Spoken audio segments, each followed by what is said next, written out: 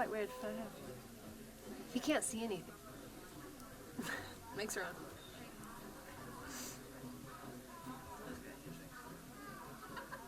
Hello, this is Shahidul here. This is Parker calling.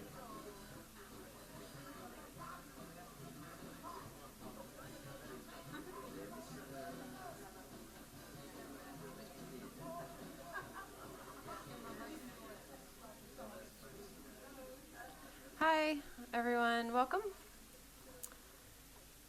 Thank you to the Frontline Club for hosting this event, and thank you to everyone for coming out. I'm Lauren Walsh, and I am the author of the book you can see on the cover there.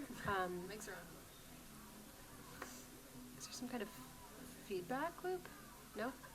Hello, this is Shahidul here. I can see you. I've opened another window with YouTube, so I've found a workaround. Shahidul, you can hear us and see us, right? Absolutely. Excellent. Okay, so we have a panel discussion tonight. Everyone, welcome. Thank you to the Frontline Club for hosting this event. Thank you to everyone for coming out. So, Shahidul, you're watching on a bit of a delay, and we can hear me talking. The book you can see on the cover there. Twice. I think you're going to have to kill the sound on yours. No? The outgoing sound? Yes. I can see you. I've opened another window with YouTube, so I've found a workaround. I'm not sure how I do that because I need to listen to you as well, so absolutely. Excellent.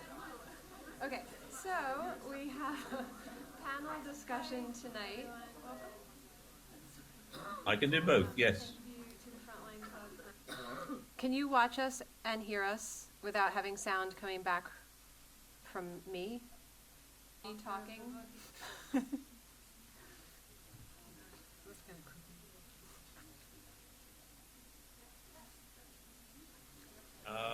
The outgoing sound? Yes. I can see you. I've always wanted to be in a time machine, so that's fine. I will say most of the time when I give talks on conflict photography, I don't get this much laughter, so this is good. Absolutely. Excellent. Do we think we're good to go? Okay. Okay. We almost had two of me, but we're back to one. So again, I'm Lauren. I'm going to moderate this panel discussion tonight with our three panelists. We have Alixandra Fazzina. I'm going to read a tiny bio for each person. She's an award-winning British photographer represented by Noor Images, and her work focuses on underreported conflicts and forgotten humanitarian consequences of war. Welcome. We also have Marion Mertens. She is the senior digital editor of Paris Match, a weekly French-language magazine that covers national, international, and entertainment news. Mertens oversees content on all web, social media, and mobile formats at Paris Match, including the magazine's daily edition on Snapchat Discover. And then joining us all the way from Bangladesh, we have Shahidul Alam, an award-winning photographer and the founder of Drick Picture Library, a Bangladesh-based photo agency established to promote the work of local photographers. By Noor Images. In 2018, after his arrest by the Bangladesh government for speaking out, he was named one of Time magazine's Persons of the Year. Before we get into the panel discussion itself, I'm going to talk a little bit about my book, which kind of structures the discussion that we'll have tonight. I'm going to also kind of preface with a statement that although it maybe goes without saying because this is a discussion on conflict photography, it still feels right to let everyone know that some of the images that I'll be screening tonight are quite graphic. Many of them are just difficult and upsetting, even if they're not overtly graphic. So a bit about my book, and I'm going to give you about like a 5 or 6 minute monologue, and then we'll start our question and answer.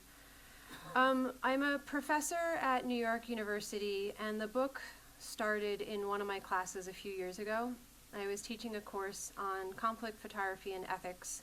So we were thinking about things like, what does it mean to look at pictures of other people's suffering and what does it mean to document other people's suffering.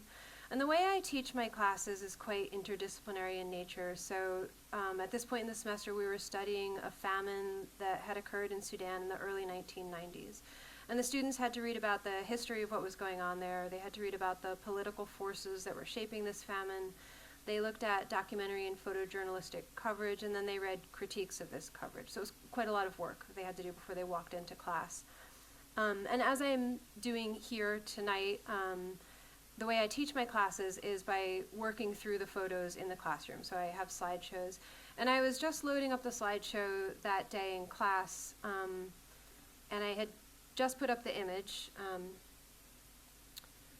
And it's this black and white photograph. The students had seen it in their assigned reading. They've read about it. And as you can see, it's quite difficult. The man is so weak, he's crawling, he's not even walking. And I think it's an image that confronts you with what can happen to the human form in very dire circumstances. So I just put up this image, and before I even started the lecture, one of my students raised his hand and said, "Professor, I totally understand why you're showing that image, but it's such a downer, and I have plans tonight, and I don't feel like I should be made to feel bad by having to look at that picture. I have nothing to do with that man's suffering." And it's this black and white photograph. The students had seen. It was a stunning moment for me as a professor. I had never had a student say something like that before. It's not a required class, it's an elective, so they read a course description. They know what they're getting into when they register for the class. And I essentially heard him saying, "I don't care, I just do not care that someone else is suffering. I have plans and so be it." And so I made my way through the class that day, and I just couldn't let go of that moment, was thinking about it and thinking about it.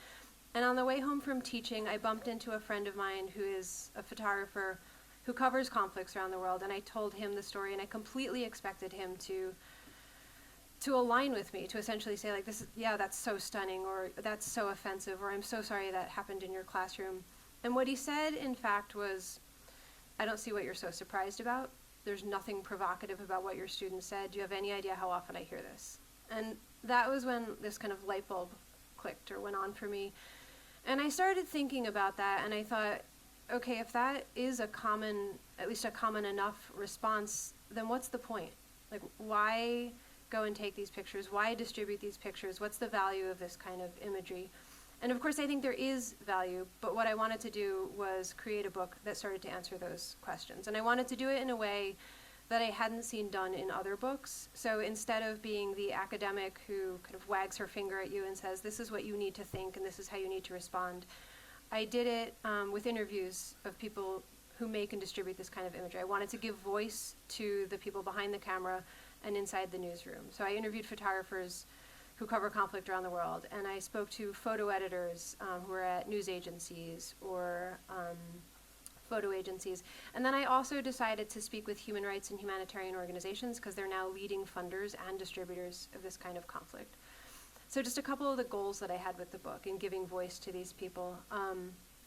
I wanted to, first of all, have a breadth of diversity. So many of you may know that the history of this industry is more male than not and more Western than not. So it was very important to me to have male and female voices, to have Western and non-Western voices. I also have staff and freelance. I have people who've been doing this for 40 years, and I have a younger generation of rising practitioners. I also wanted to think about conflict, not strictly in terms of war, right, or front lines or combatants, because I think conflict certainly happens in those spaces, and then that bleeds far from the front lines. So I think about conflict in terms of how are civilians affected, and what about humanitarian conflicts and natural disasters and even economic and political conflicts. And then one of the other major goals for me, which we'll see come to life tonight, was thinking about a lot of the ethical complications. So if we're talking about a field of work that at times is literally life and death, that means the ethical stakes are really high. And I wanted to challenge my interviewees with some of those more critical questions, right? Is this exploitative? Is it voyeuristic? Are you serving the public? You know, those kinds of questions. And we all know that we're surrounded by visuals all the time. So what I wanted to do with the book was to offer us a chance to slow down and think a little more carefully about this kind of imagery. And that's essentially what we're going to do here tonight. I'm going to do a live version of the book, a Q&A style. It was really important to me to have the book be accessible to a broad public, and that's what we want to do tonight. So I'm going to be asking questions, and then our panelists will be answering from their expert perspectives. So we'll have some images scrolling on screen as we're discussing. And I'm going to pitch the first question to you, Marion. I read an article just about a week ago that was talking about how images of refugees kind of in boats that are just pulling up to a shoreline somewhere, and I'm sure every single person in this room has seen some, if not many, of that kind of image, right? The refugees in boats. And the article I was reading talked about how this is now a trope, and it's not helping the refugees, and it's not serving the public either. So I wanted to ask you, do you agree? I mean, have those images become routine? If so, is there any value in taking those pictures? Is there validity to taking those pictures? How do you think about this from the perspective of an editor? I think if you only seeing those as images, they become boring. But I think what we need to do is think about stories, think about who people are. And I think it's what we've been trying to do for the last 17 years at Paris Match, like lots of organizations, is we tell stories through people, and we try to tell who these people are and what they're going through. And I think it's what brings people's attention to a plight or a problem. So I think if you can tell the story of these people who are on the boat, or if you can show what their life was, why they're fleeing, why they're here, what they've been through, then it's a step forward in making people interested in their life. I mean, it's not enough to show pictures. You have to tell a story. And then, Alexandra, I'll ask you a kind of a follow-up question to that. I forgot to mention all the images that are scrolling are from my book. So if that is to, Marion, if you're saying to take the image and to put it into a larger narrative so that it isn't just the same image, but we have a human understanding. Alexandra, when you and I were talking, one of the things that I found fascinating and terrifying is kind of the flip of that, right? Instead of creating a larger context of truth, you told me you've been in situations where combatants, let's say, will start performing because a camera is there. They'll pull out their guns, they'll start shooting, at times they'll start killing, and they're doing it only because the cameras have been taken out. How do you handle that kind of an ethical dilemma? It was something we were talking about, and actually, fortunately, I don't think I have been in that situation. Oh, okay. I remember I was recording to you once. I was sitting at home in Nairobi when I was living there, and the city was sort of on fire. I could see it from the distance, and I had editors from different newspapers and magazines calling me, going for me to go and shoot these riots, go and photograph them, get up there, you're right on scene. It was Christmas, there weren't that many people around.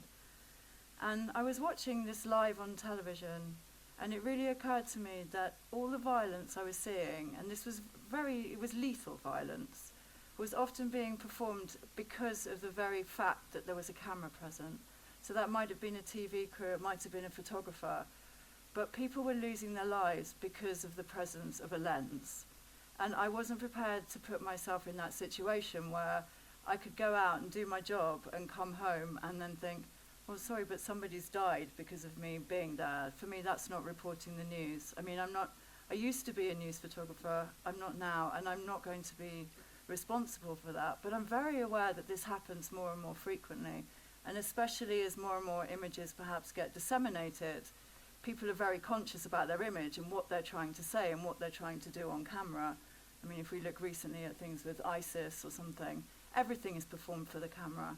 So I think we have to be very, very wary as sort of visual artists or image takers or makers, the documentarians, what we're doing, and be very, very responsible about the very role of us being there to record what's happening. Marion, is this something that you've heard from any of your journalists? Yeah, it's complicated. You know, with the Gilets jaunes protests in Paris, we've had a lot of occasions where people were burning things and and being very violent because they were photographers, and also photographers being victims of violence, or photographer, actually one of the Paris Match photographer had a problem with, because he was working on both sides. He was first working on the Gilets jaunes side, and then he went to work with the police, and then he was beaten up by the protesters because he was on the wrong side. So yes, it's complicated, and it's even complicated in the streets of Paris. So I can imagine in some other countries where there is a different kind of conflict.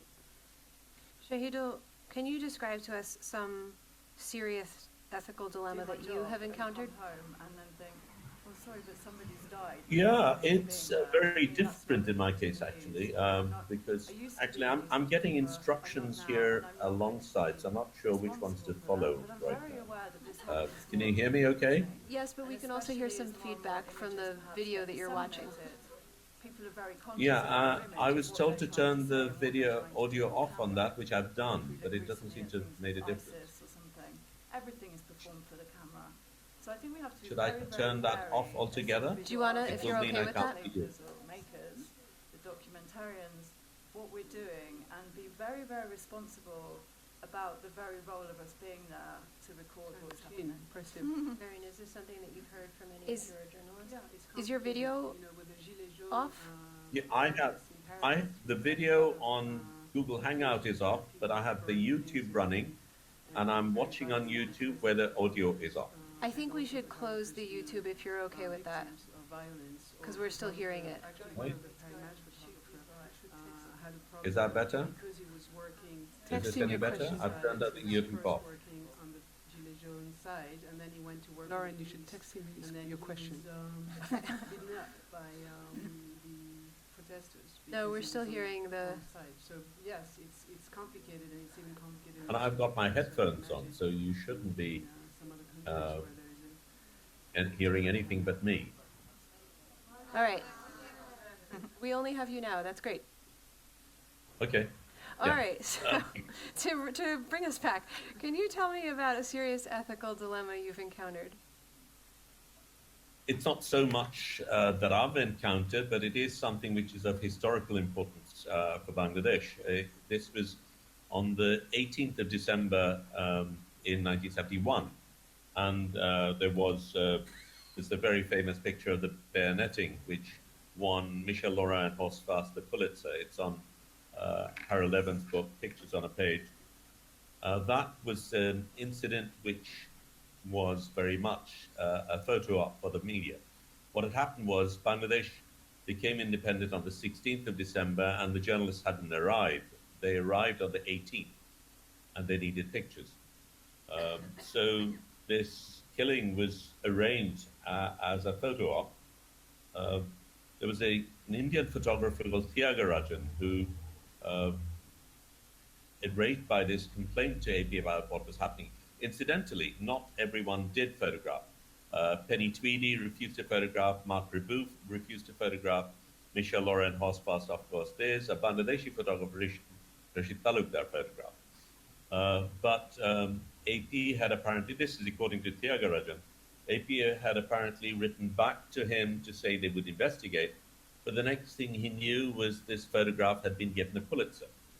That has since become one of the textbook cases on discussions on ethics, but also what is very interesting is apparently years later, Mark Rebouf was in conversation with Indira Gandhi when he brought up the subject of this picture, and she said it was because she saw this photograph that she knew what could happen and took action to try and prevent it.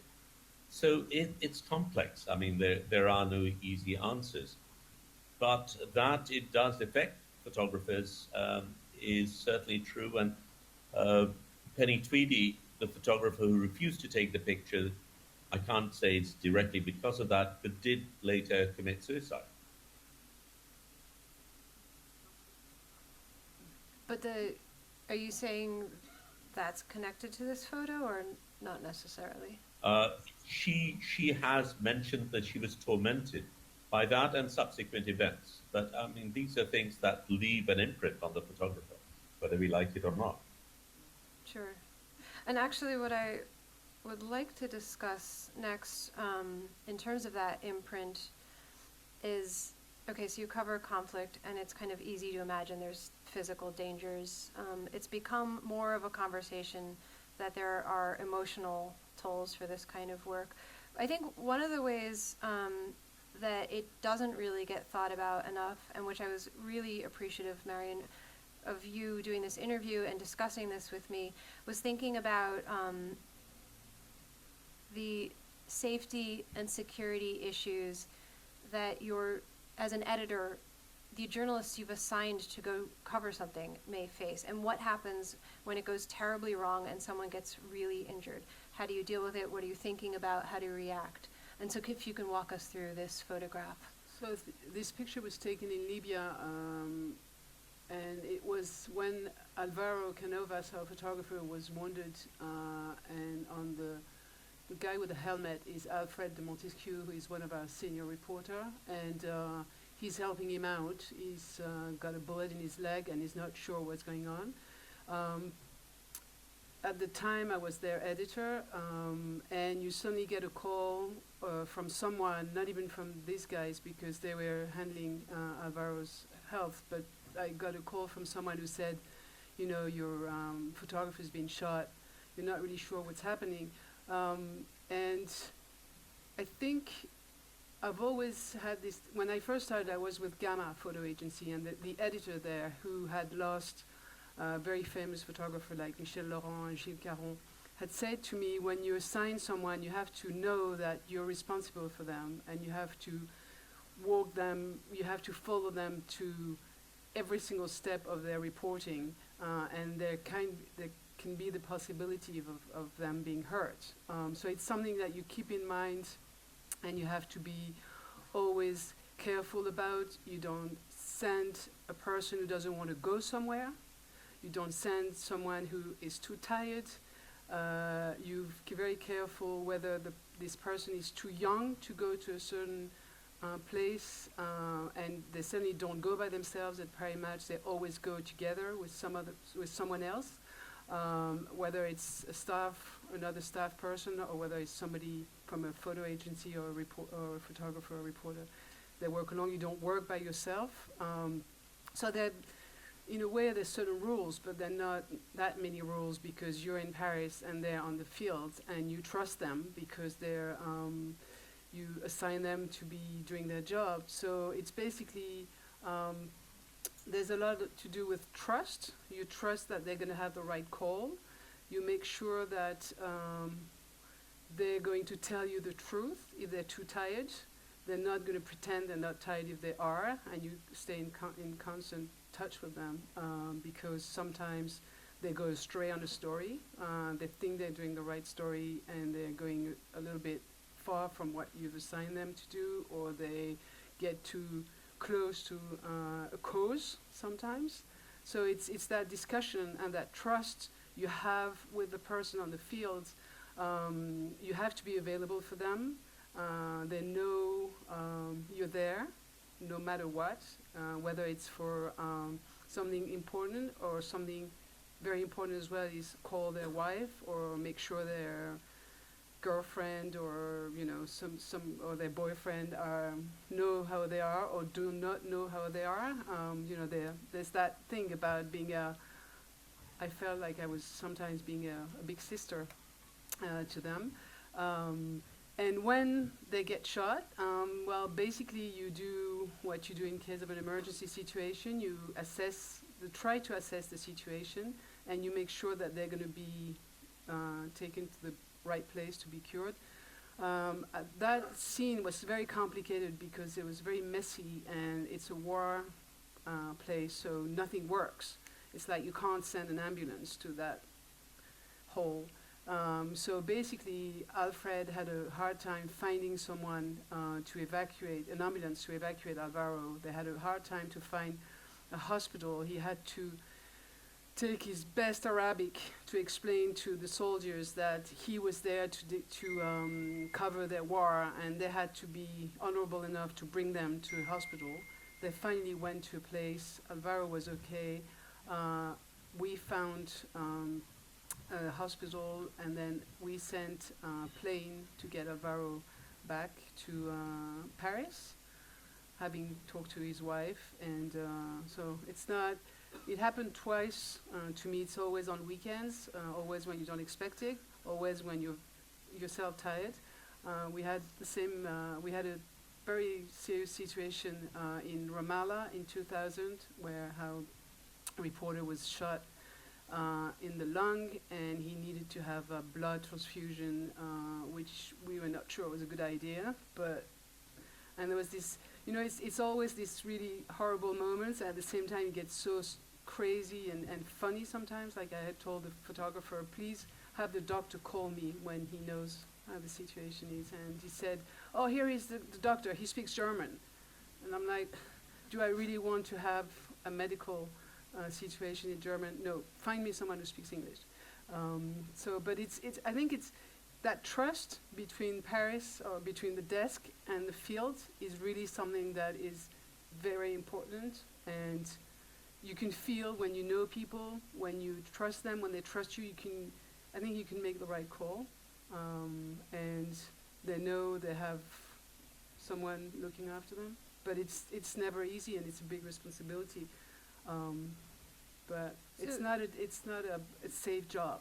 Do you think that, I mean, it Sorry is to be a now little a long. part of the conversation that conflict photographers should acknowledge that they often are suffering from PTSD. I mean, it's very hard to do this kind of work for a long time and not be emotionally affected or psychologically affected. What do you think? Do editors also get affected? Do they need to be thinking about that? No,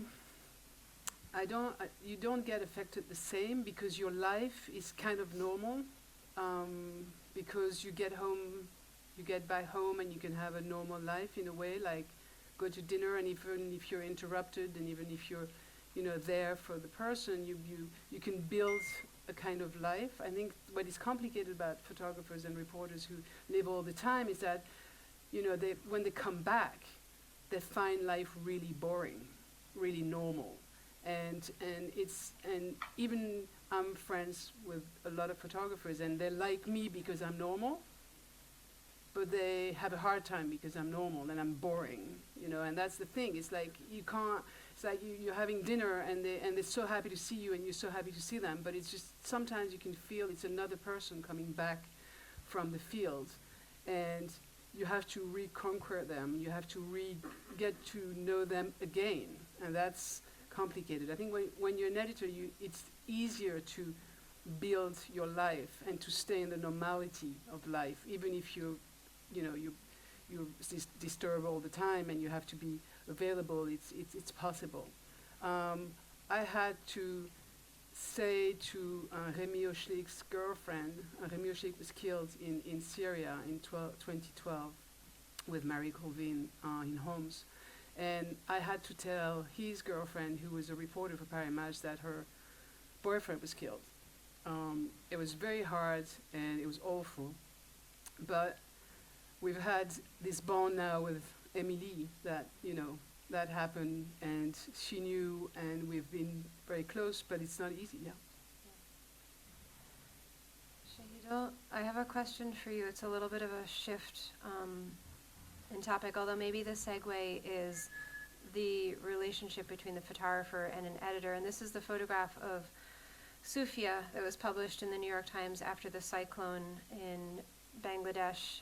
And the way you talked to me about it is that the New York Times didn't tell the story that should have been told. Can you talk to us about this photograph and expand on that? Well, firstly, it was they had asked me about pictures of the carnage, and while we had pictures of the carnage which we could send, I felt that was not the story. There was a different story to be told, and to be fair, they did run the story without bodies, and it was about reconstruction. In this particular case, it was simply that it wasn't followed through to sufficient depth, I think. I mean, I was very concerned. This little girl, Sufia is her name, she'd lost everyone. The home wasn't there, the family wasn't there. she was as orphans can be. And I was very concerned about the fact that, here's this little girl, what happens to her? And one of the things that surprised me then and continues to surprise me now is the generosity of the poor. Uh, Very soon, she found a khala. A khala is a Bangla word for aunt, a mother's sister. Another family who was just as destitute took her in, and she became part of that family. That family itself not knowing how they would survive, but here was a child that needed a home, and they offered a home. And I felt that that was very much a significant part of the story that needed to be told, which didn't come through in this particular case. But what they did do was they changed the original pitch, which was about the destruction, into one which was about tenacity and survivors. So I was appreciating that part. Alexandra, I'm going to shift to this photograph, which I admit I find this a stunning, gripping image. And it also, to me, I see kind of glimpses of Western art historical tradition when I look at this image. And so I also found it so surprising when you said to me, this is not the image I would have picked from this body of work. So could you tell me about that? And then you said that there was kind of an afterlife to this image after it was seen, and talk to us about that. Yeah, this picture was taken as part of a commission about maternal mortality in Afghanistan. And as you were in your introduction, a lot of my work is about the consequences of war, so this is kind of quite a typical story. So this was a commission for Time magazine, and I had actually picked out this picture as part of a broader edit. I think the first edit I send, I always try to put my best pictures in and what I like, was maybe 10 or 20 images, and then I sent maybe them a broader edit of about 50, and this was in that. And to me, I always think as well, when you do photography, we talk a lot in the conversations now about being brave. I think sometimes you have to be quite brave with your editing. And often I sort of try to dismiss kind of pictures I think are beautiful, or that'd be nice in a coffee table book. That's not what I'm showing. I'm trying to tell people stories and stick to sort of the theme of what I'm doing. And this picture for me didn't really become part of that. There were many more pictures that actually told the story better. So in some senses, I think, you can be brave doing stories, but you also have to be brave to pick out certain images and stay true to what you're doing. So I tried to do that, but then the editor of Time sort of selected this as one of his top 10 pictures of the year, thought it was fantastic. And strangely, because of him doing that, and perhaps for the reasons that you cited, and this having this kind of maybe slight Western religious undertone with a sort of Madonna and child type of a look that people can perhaps easily associate with. And I do think, good photography sometimes is just a way to bring people into the story. It will make you actually engage with something. That it actually brought a huge amount of attention to the subject. And suddenly everyone started running it, and on the back of this there was lots and lots of people, and the piece got syndicated and talking about mother and child health, and we did a campaign with Oxfam on the back of it. So it probably went to raise more attention on the issue and do more than any of the other images. But strangely, it wasn't one that I chose, and it sticks with me, I suppose. But aren't the photographers the worst editors? I was Of just their going to own say, do pictures? you think the Well, editor picture made the editor, right you would call? say Yeah, they. No, but that's Not the worst, but no. I mean, it's something that we gets need to have that bandied around, discussion. and it's always very difficult to edit work when you're very, very close to it, and especially if it's Yes. of a subject that's very traumatic or something very difficult that you're approaching. And a lot of the bodies of work, and I work on quite long-term investigative stuff, I really have to take a distance in time or take a back seat from to be able to kind of get to the bottom of that edit. It is something that's very difficult. But I don't think, maybe it also comes with experience and things as well, that maybe we get better. And it's a little bit annoying if that gets banded around too much. But in general, No, but yes. I think in new situations, I've Yes. noticed that in new situations, sometimes photographers stop on a picture. It's a weird thing. They can say, "Oh yes, I have it." And before digital, it was fascinating to see that they had shot film, so they hadn't looked at the pictures, but they said, "I know this one is the good one." That you knew and which and it they was gonna knew, and be. I was always like, "How do they know you?" But so that, except, I mean, sometimes you get the right frame right away, but I've noticed, having grown up at Gamma and being a little girl there, is that photographers can really sometimes get the story wrong with their own pictures because they're too much in it, and it's totally normal. But because they've had all these emotions, they need somebody, they need an editor who. But it needs distance because it's Yeah. you've been speaking to. I mean, I write as well, so you've think had a it's too long, much. you've had a relationship with somebody when you've taken that picture. Exactly. You've met them, you've had the experience. And sometimes you want them to be in the story because they were important in you making the story, but they're not that important. I mean, at the end. I mean, it's the reason why sometimes, and for news stories, for features, I think it's a little different because you have the time and you come back to your life in a way and work on the story. But when you still roll in the action, I've noticed that it's easier when you have somebody from the outside saying, okay, this is. It's easier to edit Yeah. other people's work. Much In the end, Alexandra, are you happy that the editor pushed I'm this happy one? because everything I think I want to go and do a story on or I work on, I have to always think, what's the bigger picture here? Why am I doing this? There's got to be a reason that something happens. In the same way as Shahidul, I feel like I'm an activist, If I'm doing a story on refugees, like what's the point? Why am I just showing refugees? We know what this looks like. And this is something I think in photography now, again with image saturation, we all know what things look like. So what's the point? What are you trying to achieve here? So in a sense with a picture like this, if it kind of breaks some ice and cuts through and helps draw attention to something, I'm happy. That's a good thing. That's a really positive outcome. Well, one way of drawing attention, and it's a controversial way, so I want to discuss it, is to put graphic imagery out there, right? Sensationalized imagery will get eyes, but there's a very dangerous game to play with that. So the next image is a fairly graphic image, and it's from a Parry Match page spread, and Marion spoke to me at length about this image. And we could talk about this specific image, or what I want to ask really is, how do you define what is graphic and then what actually is too graphic? Because I think there are different standards around the world, right? This image you would not be likely to find in an American publication, but Parry Match would run it, maybe Stern would run it. So what is graphic and that is acceptable, and then what is too graphic?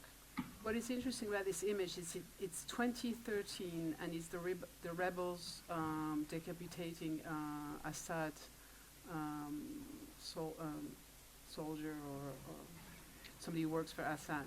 And we thought it was very graphic at the time, but since then we've seen so much worse from some other organizations. So it's amazing to see it now because we're like, was it that graphic? I mean, it is, I but think it's graphic. it is, but I mean, there've been so many more shocking images since that in a way, it's complicated to define what graphic is. It's more graphic if it happens to white people. Elaborate. Make that point, Shahidul. Talk more.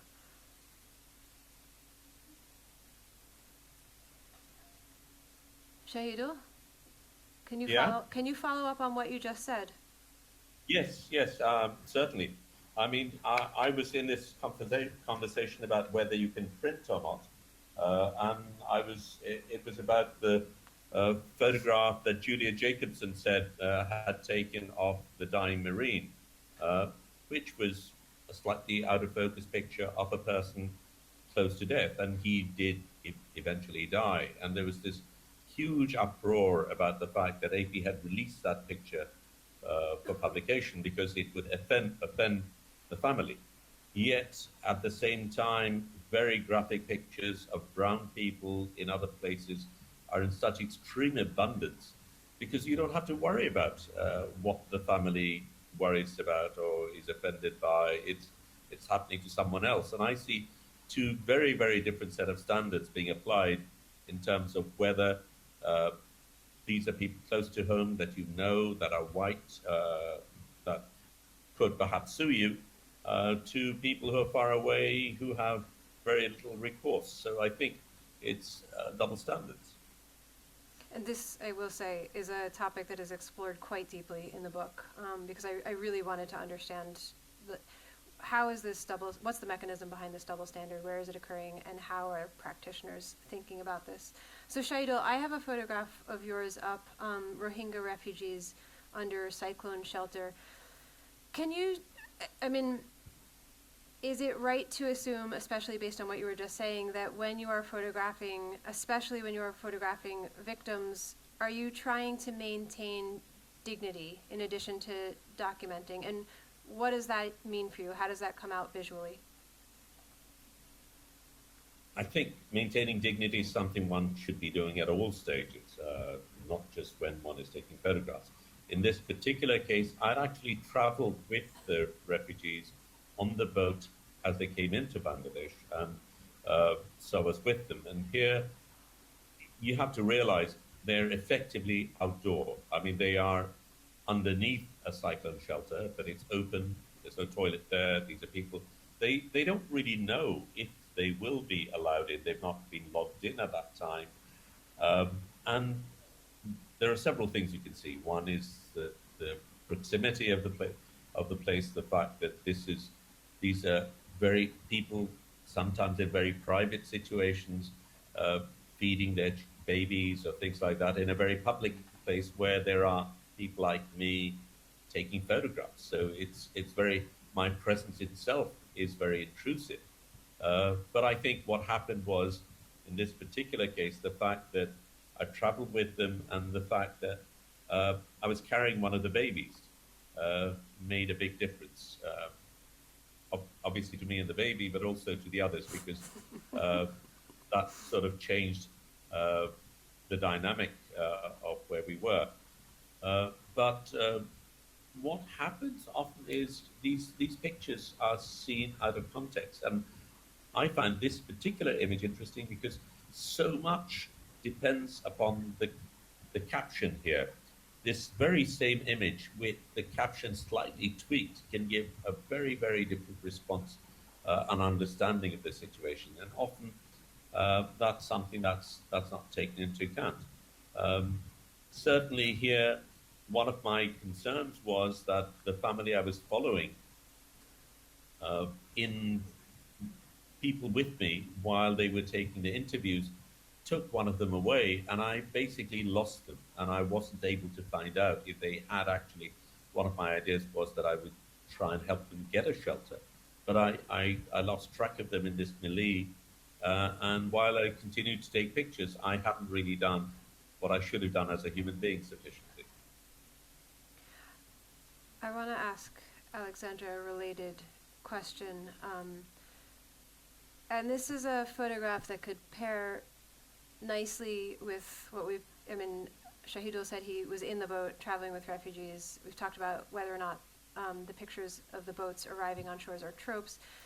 So here's a photograph that you took, and I'll let you talk us through the circumstances. And one of the things I was also thinking about is this is a photograph of refugees boarding a boat, and the caption is where the death sits. The caption tells us that there's 128 people and 11 of them survive. And I found that a very interesting way of communicating death without actually putting death inside the frame. So I wanted you to speak to some of that. Yeah, it's strange. Again, this picture was one of the, I suppose, pictures I've taken ever that's resonated with people, and I've been very curious why. I've done a huge amount of work on migration and refugees over the years, and a lot of investigative stuff about people smuggling and why, people do risk their lives to do this. I mean, at the moment I'm trying to join all the dots together and understand how smuggling and trafficking fuels wars and vice versa, and actually put this into a much bigger perspective to investigate really the roots of criminality, and that you've got people that are really dying as part of this to make money and to fuel war. With this picture, this comes from my book. So I spent 2 years following refugees from Somalia to Yemen. I lived in Yemen at the time. And one of my ideas was to follow a group of people. I would never have gone on the boat, by the way, because ethically I would never have paid anything to the smugglers. And it did take a lot of time and trust to get access to the smugglers to get to this stage. And even while I was taking these pictures, I was being fired at, there were bullets being sprayed in the sea. It was an incredibly terrifying moment. And then, I suppose a few years subsequent to this, when you have thousands of refugees arriving on the shores of Europe, and you were talking about this in terms of a trope, just hundreds and hundreds of images of refugees and boats. And I, as someone who's worked on this for years, I couldn't even look at the pictures. I'm fed up of looking at the pictures. Why? What's going wrong here? And I think a lot of the visual tropes were actually a lot to do with the fact that it was a sort of the photographer about refugees coming towards us, the viewer. People are coming at us, towards us. I mean, so many of those pictures, they're not taken from a different perspective. And it's very, very, I think, again, you need to be brave not to sort of try and take that award-winning photograph that so many young photographers are aiming for to win all these contests and actually step away. We need names. We need to understand that the people in these pictures have agency, that they're all human beings, they're all individuals. Who are they? What are they doing? Speak to them. I mean, in terms of just having this visual image, I find it really troubling. And in fact, I've kind of refused to take it in a way recently. So over the last year, I've been working again on this same story, updating actually work from the book about the cycles of migration, which have now altered in the region because of the war in Yemen. So I've been documenting people coming out of Yemen, and also, again, the trafficking and smuggling of people into Yemen, many of which are being forced to fight as part of the war. And I watch people leaving, and there are, by the way, more people that travelled to Yemen last year with people smugglers than the whole of Europe. So this is quite crazy, even though they're going into a war zone. And I spent the night on a beach. I watched 7 boats departing for Yemen. It was very dark. I couldn't really take a picture. But I thought to myself, do you know what? A few years ago, I would have been very frustrated as a photographer. Be like, oh, why? I can't get this picture. It's very difficult. And it was very dangerous being that. And then I thought, do you know what? It doesn't matter. Because I wrote about it. I wrote about that night and all the tension and everything that was going on and everything that I witnessed. And then selected another image to me that was much more poignant of something left behind. Because all the refugees and migrants that were travelling had suddenly appeared in new shoes as they were getting on the boats. Before I'd seen them in old flip-flops and making this journey of thousands of miles. And suddenly they were all in lovely shoes. And in the morning, as the sun came up, the beach was full of all these shoes, the new ones.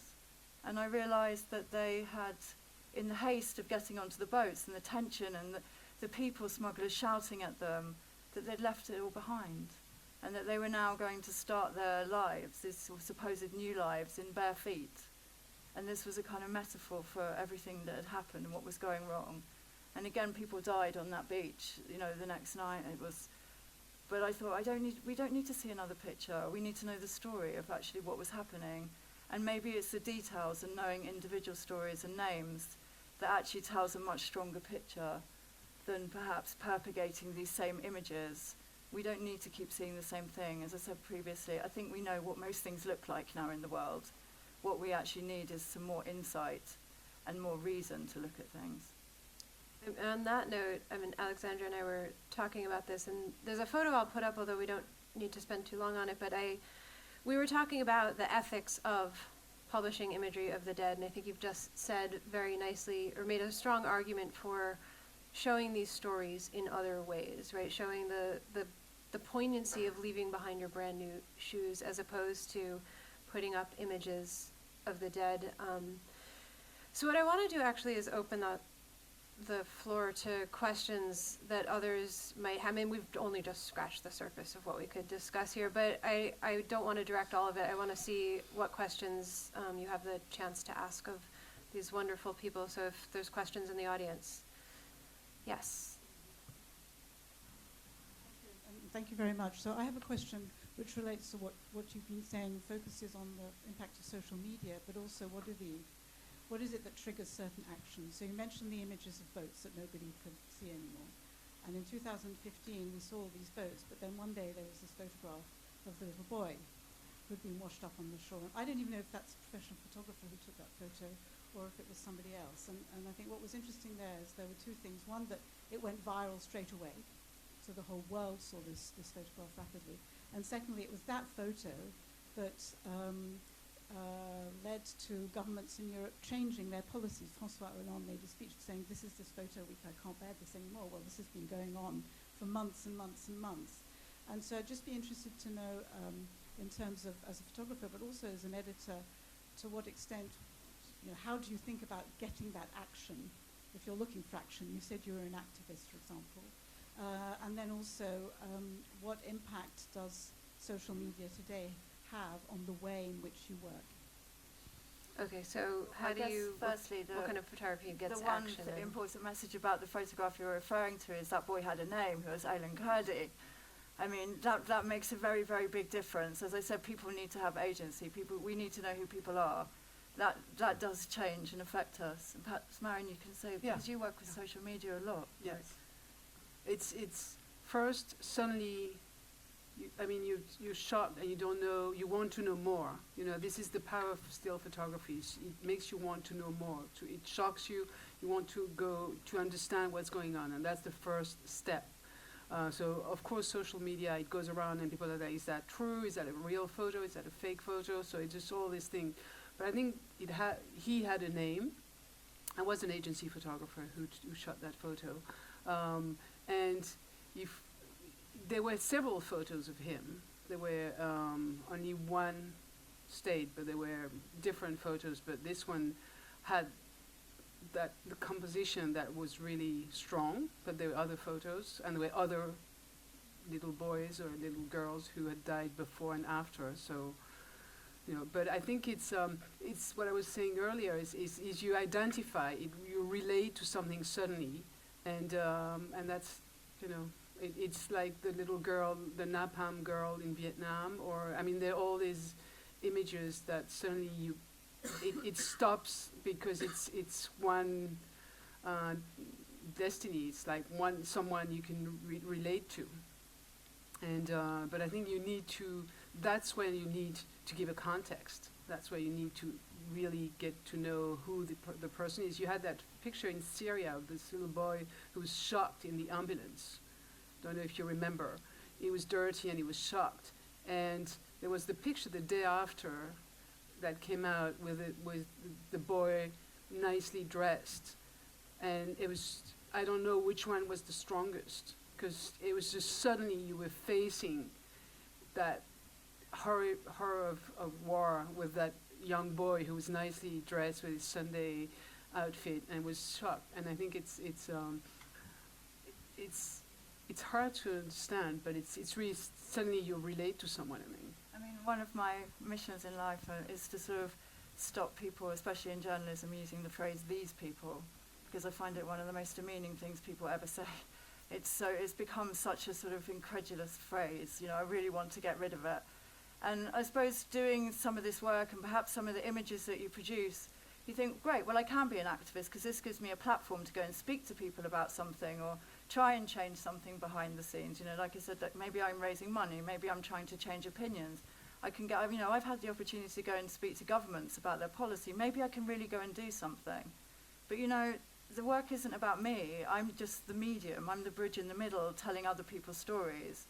And instead of hearing my voice, what should really be changing people's attitudes is listening to the people that I meet and they're hearing their voices. And what is complicated about social media is the first thing you have to know is this photo real? Because today we're facing the problem, and it's the reason why as an organization you really have to know where that photo comes from, and it's easier when it comes from an agency, a trusted agency, a professional agency, because you know that if it's AFP, Reuters, AP, you know that they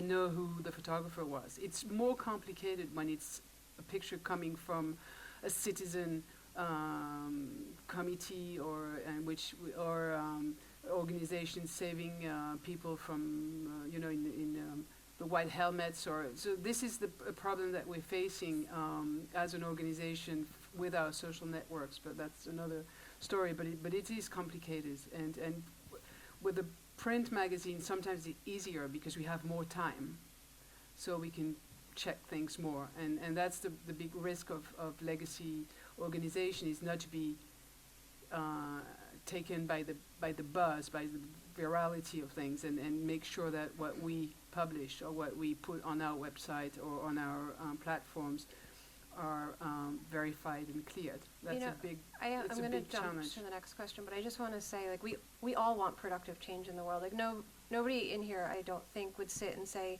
these are great images, give me some more, right? We all would love for this to end. But, I mean, as Alexandra said, it's not just the photographer. I think there's an enormous responsibility on the viewer, the consumer of these images, to understand your role and to you play a part in this cycle if you're looking at the image. And one of my goals is to have people thinking more critically, where do I fit into this cycle and what can I do about it? There has to be a will to act, and it can come from the public. Yeah. Thank you for that.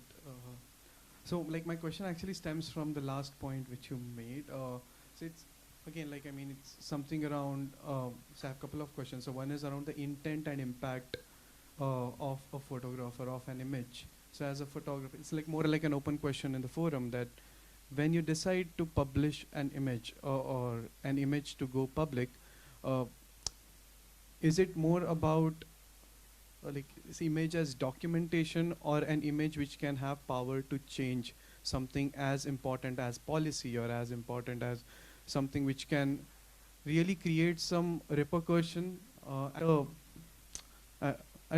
a change level, rather than thinking that, okay, this is terrible what has happened, but then we get back to our normal lives, right? So when you decide to publish an image, what is there in your mind? Is it more about what impact it would create, or it is about your intent as a photographer? I hope I'm making sense. And the second part is about the caption. So I think Shahidul talked about captioning an image is important, but again, as much as it is important, it's more like a double-edged sword, because as much as we say that an image should be interpreted by the viewer, by the consumer, the moment you put a caption, you also tend to sway one's direction of thinking through an image, as much as I want to think independently about it. So, yeah. Shahidul, I'll let you take the questions. Yeah, I'll come in on that. Very pertinent point. I was doing a story on an incredible gentleman called Abdus Sattar Idi. In my mind, possibly the finest philanthropist that ever lived. Firstly, this was this person whom the world should know that very few outside of Pakistan knew about. So I was able to convince a magazine to do a cover story on it. And I'd taken what I thought was a very powerful portrait of this man, but I chose not to use it because this was a very hard image, very stark but very strong, of this bearded Muslim. And I thought this picture on the cover will just feed into this image of the Muslim terrorists the world over. And I chose a much softer image of him, of kids stroking his beard, and much softer lit and things like that. Despite the fact that I knew, and the hardness was not something which was negative. I knew that this was a person who ran an organization extremely efficiently, and he had very strong ideals. And there I was actually taking into account the fact that there is a reading based on the politics that is prevalent. And you need to take that into account as well, in terms of not only the image you produce, but how your image will be translated. So that was one particular example. But coming back to the idea of captions, I think we direct people all the time. We direct people through captions. We direct people through photographs. You choose what to photograph. You choose what not to photograph. And the same scene photographed by different people with different agenda will produce different images. So I think it's also a question of making the public much more aware of how images are used, how they're decimated, and the politics of that dissemination. I would just like to end with something which, while we've talked about conflict, I think we've used the word conflict in a sense which is about war and those devastating situations. We forget a lot of conflict is about personal things, about domestic situations. And uh, those are very much part of what we also need to be talking about. And for me, one of those, one of the most important images I've ever taken was of a young boy who used to work in my mother's home, who had different rights to what I did because he was of working class. And I was able to take this picture, we published it in our calendar. I gave a copy to my mother, I gave a copy to this young boy, Nizan. And the following day, he sat inside the room that we watched television in, which he wasn't allowed to do before. Okay, so this worked, but even had it not worked, I think often we look at conflict as being something far away, something that requires grabbing things from a distance, but conflict is around us. I mean, I totally agree on that. I think a lot of the work that I've tried to do has really been, because I did start off working on the front line as a news photographer, kind of being a war photographer, so to speak, if you can call it that. And the actual real effects of war are not about guns. You know, it's about kind of suddenly one day you can't send your kids to school and then your money's disappeared and marriages breaking down and relationships dissolving and the fabric of society falling apart. And to me, those are things we can all probably associate with a lot more. I mean, I'm sure, I don't know how many people in the room, very few of us have probably never come under gunfire, but a lot of us, something else has happened that's drastic. We've all experienced certain things. So I think trying to make those connections and trying to show you how lives are shattered. I mean, how many people I know have said, oh, we've had 3.5 years of Brexit, oh my God. I mean, imagine having 5 years of war or 8 years of war. I mean, how destructive this is, how nasty and horrible war is. And, you know, to get to the bottom of that is very important. And just to say about the captioning, I would also just say, never underestimate how many people search for a caption. I mean, next time you go in a museum or gallery, just watch where people's eyes go. And they're always searching for, you know, to find when it was taken, who did it. People always look for that information. But I do think it can be very twisted. And as much as photographers, like I always write, I don't know how many people here are photographers, I always write, my photo can't be altered and you're not allowed to do this to it or crop it without my permission, or you can't alter it in any way. I also think perhaps, although, you know, captions are just as objective as the photographs, maybe we should also be a little bit clearer on what people say about our photographs, because it can also really change the meaning and what our intent was. Other questions? I'm going to go over here. Yes. Hi there. Thank you for all of your important points. I know you spoke about physical safety and PTSD, and I wondered what your thoughts were on supporting mental health before it reaches the point of PTSD. I mean, Marion, maybe you can talk to us about how Parry Match handles this. There are news agencies more and more will provide this kind of outlet, and more and more will only work with journalists who've received what's called hostile environment training, which is not necessarily emotional per se, but can include a component of that. But it was a big taboo for a lot of years. It's been better now. It's better now. I don't know whether it was because there were mainly, you know, big macho men coming back from war who wouldn't say that they had problems. I don't know. I mean, I'm not laughing about it, but it was certainly something complicated to address to the people I first started with, who were older, and they wouldn't talk about it, and you could feel there was something wrong, but they wouldn't like to talk about it, and they'd rather go to a bar and drink. So it's something that is, I think the last 10 years has been something open, in the open now. It really depends on the personality of people. At Parry Match, we don't have a policy like it's one of these French things that we don't have policy for everything. So we, once again, it's more like a personal thing of editors and of friends, of people who will tell, you know, you're not doing well, or trying to bring somebody to the realization that they might need some help. It's not successful all the time. I think it's getting better, but it's certainly something that needs to be done. Not always easy, but it's easier now than it was. I mean, I will say also, even just the photographers that I interviewed in the book, I'm really grateful to them for their openness and honesty. I mean, some of the stories are tough to read about nightmares, flashbacks.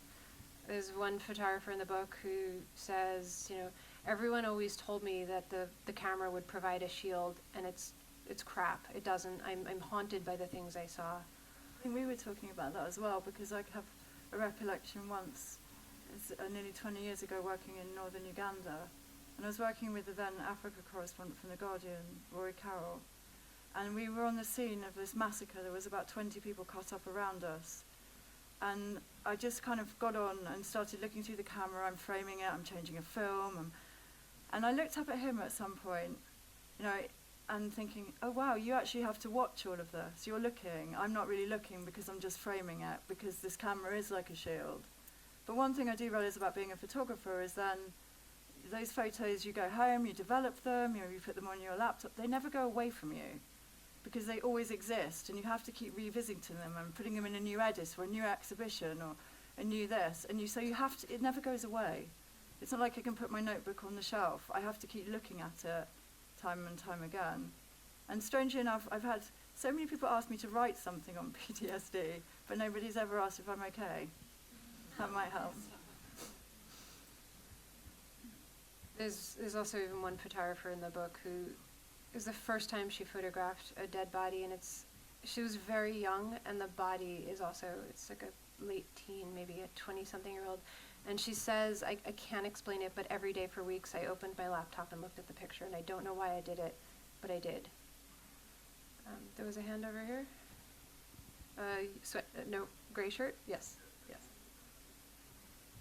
Something I forgot to say is we've been working with the army, the French army, who's been actually doing the same soul-searching work on PTSD. It was something that the army was not considering a lot, and now they've been doing this whole thing about helping soldiers. I think in America they were doing that way before we did, but I think it also makes you feel very privileged to talk about it, because if you've just come from a war, what about all the people you've just left behind? exactly. You know, why is it all about me and me coping? It's sort of, it just seems Yes, that was a response that wrong. at least one photographer said, No. Why are we talking about my problems? I'm trying to show you someone else's. How is the question of consent different in the context of conflict, please? Anybody want to It's feel? a big one, yeah. It's sorry. a huge question. Yeah. It's one that I covered a lot. Also because what I hadn't gone in with this realization, and then I started doing all these interviews, and I realized that if you're doing breaking news, it can be very difficult to ask for consent if you just need to get the shot, get out. But when I spoke to the human rights and humanitarian organizations, which are covering a lot of conflicts, this was a very big priority for all of them, was consent, or obscuring identity if they didn't have consent. So it was interesting to hear these very different perspectives. I don't know if any one of you wants to tackle the question of consent. An example I'm thinking of is during Fukushima, after the Fukushima earthquake, we had an amazing picture taken of a woman with a blanket on watching something, and it was a beautiful picture. That was the cover of Paris Match back in 2011, sorry. And we wanted to find her, to know what her story was. And we found her. Her name is Yuko, and she was standing there looking for her son, because the tsunami had just happened and her son's school was somewhere else, and she was looking for him. And when we found her, she came to France, and we went to Visa pour l'Image, the photo festival in Perpignan in France, with her. And she was very happy, and there was an happy end because her boy was okay and her husband was okay. But she said something very interesting to us. She said, I don't want my pictures to be in Japan. I don't want to be too much of a star, because I'm the one who survived and some other didn't. So it was like very, in a way, we were surprised by it, even if it doesn't, if it makes total sense. But she didn't want to be that woman on the cover. She had her life and it was okay, and her son was alive, but she felt really bad about other people. And there's also some anecdotes that come up in the book where someone gives. I'd like to come in on that, if I may.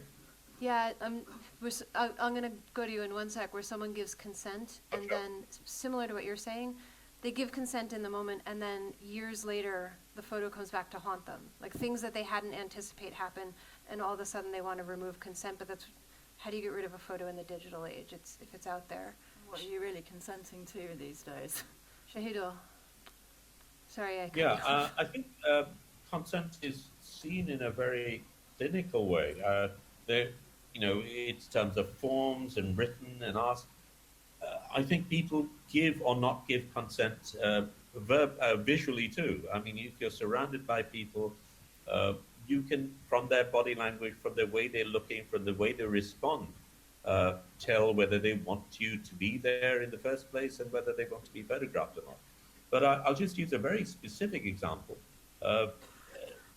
There's a show right now at the V&A where I have pictures, a story on a woman who was gang raped as a child. And before this story went out, obviously the FT lawyers were very concerned about consent from this woman before these pictures could be shown. Now, firstly, she doesn't read English, so there's this form, signing the form didn't mean anything. But of course, I knew her very well, so I spoke to her, and she was the one who then said, well, why don't I do a video? Why don't the kids take a video of me saying it's okay? And I posted that video. She took the video, sent it to me at Facebook, which we sent to London, and my niece Sophie translated that for the lawyers. This was a woman taking agency and saying, I want this story to go out, and I will find a way to do so. So this whole thing, I mean, in most situations, we are given model release forms which are in a language which the locals don't speak. It's about a context that people don't know about. And as someone recently pointed out, very few people really know what it means for that picture to go out. And it's one way. Once it's gone out, you cannot take it back in again. I remember a poem on Underground. You had to have these poems on the Underground, and there was something that said, poisons poured into the sea cannot be poured out again. And it's the same with a photograph sometimes. It's out there in the public domain, and then all of us have lost control. And when you make that decision, you make it at a point in time when all those have not been considered. in France, there is a law that is called the right to be forgotten, that you have legally the right to have your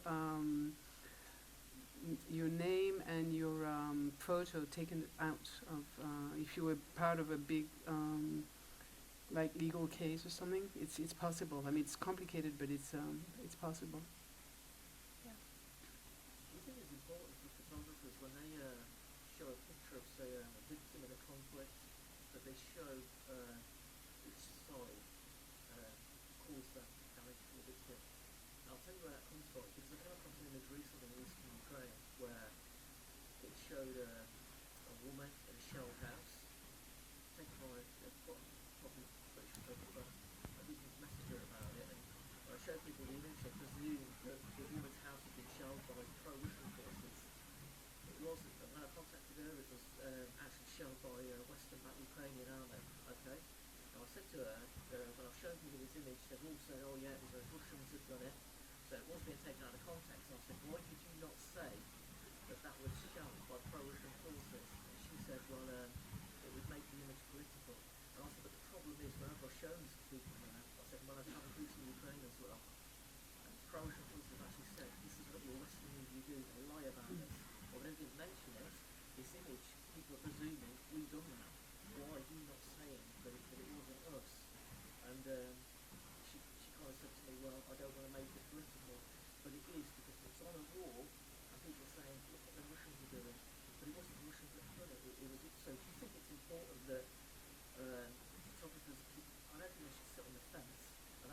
are being political by specifying who actually caused that damage. What do you think about that? So just to restate the Yeah, question so everyone can hear it, should photographers in their caption state who the combatants are, or if there is victim, perpetrator, identify who has caused the damage? And there was an example given from the Ukraine where the caption did not give the info of who had caused the damage, and the photographer said, because I didn't want to politicize the image. So should that information be in the caption?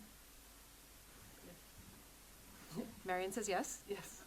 I think, yeah, you have to, I mean, you're always, as a journalist, trying to show things from both sides. Sometimes it can be very dangerous. I covered the war in northern Pakistan for 5 years, and I'd covered a lot of human rights abuses against civilians, and they were propagated by both sides, by both the so-called Taliban or insurgents and by both the government forces as well. But living there, it was very, very dangerous for me and for the people I'm working with, other human rights groups and things like that, getting me to these stories, which is a huge risk for all of us to do them, to then kind of put out a story that, yes, this is government forces that have just tortured this old lady and held her captive for 2 years and killed her son. You know, it's very, very compromising and very difficult to sort of judge where you put those things out. And in fact, I had to sit on some of those stories until I came out, or left Pakistan, in order to get them published, because I thought it was important. I had to show the story from two sides. But it can be quite complex. It can affect your access, especially in kind of fragile zones where you're in these theatres of war where you've got a lot of actors and you're trying to get access, and you know, maybe the paper runs something one day and then, hang on a minute, I can't go there anymore. So you have to sort of tread a line in order to maybe think about the bigger picture ultimately, like what you're getting sometimes. But I think the main thing for me is always tell the truth. Yeah. I mean, it's distressing to hear, but even one of the NGOs that I interviewed in the book told a similar story, saying we were trying to get access to bring medical care, and we knew that if we published certain images that showed what was really happening and who was doing it, our access would be denied. So we had to calculate how much visual information we put out so that we could, on the ground, get more access to the population that needed medical care.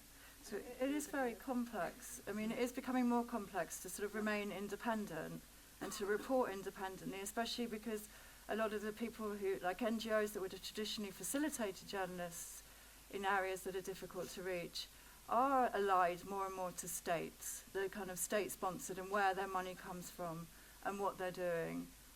So there's a lot of people, you know, even in terms of consent, working unethically out there. And it is very hard to sort of keep independent, keep true, and keep, you know, to your principles. In Syria, for example, you can't work, if you worked with the government side, you can't work with the rebel side. This is exactly the same with Eastern Ukraine. Yeah. I've worked, So we, at the magazine, we have people who are doing, I mean, we always have sides at the magazine as well. So, I mean, you know, so it's, yeah, you can't, you know, so the fights sometimes. We have fights inside the newsroom of like. So I think, Shahidul, I was afraid we'd lost you, but I'm glad you're back. I think I'm going to wrap us up here. However, the book is for sale in the back of the room for cash sales. It's £25, and Alixandra is not featured in the book, but has been so phenomenal tonight and has offered to sign copies. And Marion is in the book, and Shahidul is in the book as well and can't sign copies. But a huge thank you because you stayed up so late to talk to us. What is it there? 3 in the morning? 2:20. Okay.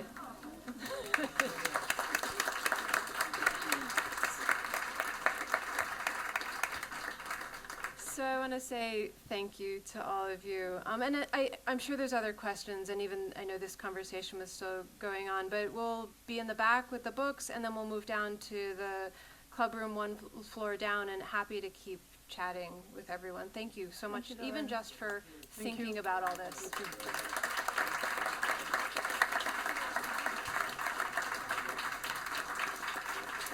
Thank you. Okay, go to sleep, Shahidul.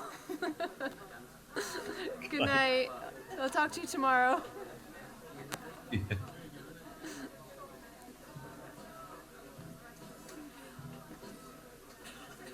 Yeah, that was great.